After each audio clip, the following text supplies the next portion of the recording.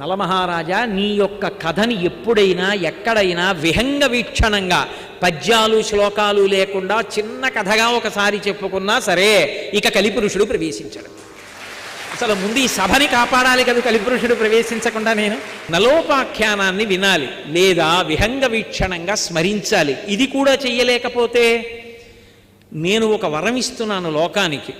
ఎప్పుడైనా సరే ఉర్విని ఇది ప్రసిద్ధంబో కర్కోటకుని దమయంతిని పుణ్యమూర్తియగు నలుని రుజు చరిత్రుండగు ఋతుపర్ణుని కీర్తించిన కలిభయములు క్రాగునంత తప్పదు అధిపా అన్నాడు. ఓ మహారాజా, నేను వరమిస్తున్నాను.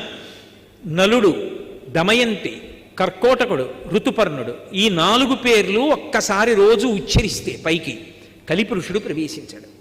కలిపురుషుడు ప్రవేశించకపోతే ఆలోచనలు దైవీపరంగా వెళ్ళిపోతాయి. దైవీ